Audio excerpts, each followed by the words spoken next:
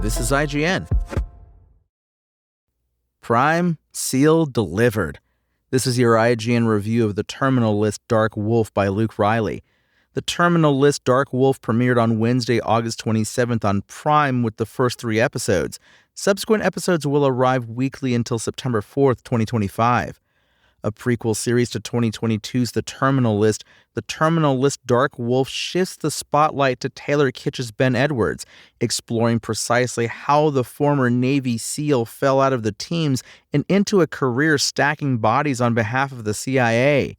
Dark Wolf's deadly world of international espionage doesn't necessarily pack a ton of surprises for anyone with even a moderate degree of spy fiction literacy, but succeeds in spite of its predictability thanks to some truly Tier 1 shootouts, its strong supporting characters, and some bangin' music choices. Dark Wolf is a lean, fast-paced action drama that successfully broadens the Terminal List's universe without being a simple retread of the initial Chris Pratt series.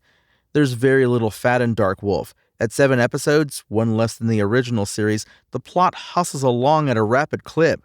This makes Dark Wolf an easy watch, compelling and moreish, although the more compact schedule arguably does contribute to the overall lack of depth that's been injected into Ben himself.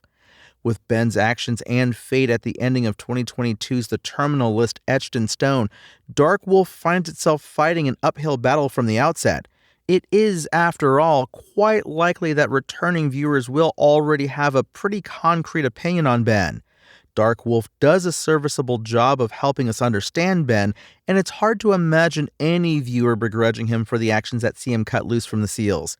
Kitsch does great work with what he has in these moments, exploding with appropriate, incredible intensity when required.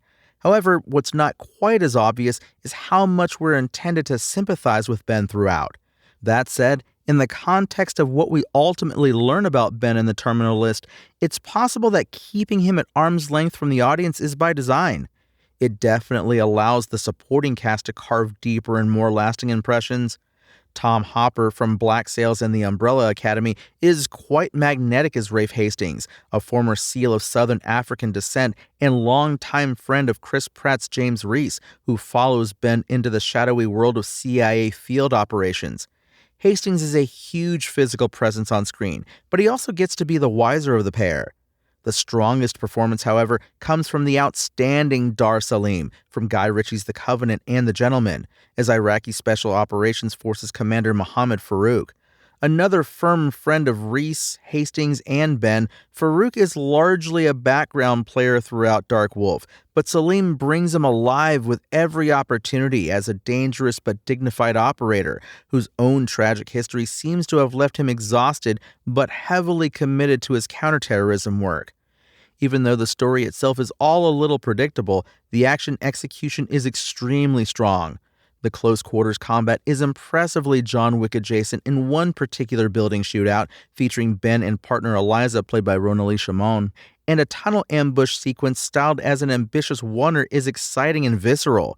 The massive final showdown lacks tension thanks to the guaranteed survival of its star, but its indulgence in some crowd-pleasing catharsis comes as well-timed and appreciated, as are the regular needle drops including Metallica, Tool, AC/DC, and Jimi Hendrix. Dark Wolf isn't exactly upbeat, but it's definitely lighter, and a noticeable change of pace from The Terminal List, which was absorbing and compelling, but certainly considerably more sad and grim throughout. The Terminal List: Dark Wolf very successfully widens the lens on author Jack Carr's action universe and sets up an even more promising future, although it does so more thanks to its excellent eye for action and strong support players rather than via lead character Ben Edwards. The Terminal List: Dark Wolf's IGN score? 8 out of 10. Thanks for listening to IGN. My name is Tony Jackson, and for the latest TV, game, and movie reviews, visit us at IGN.com. Spoken Layer.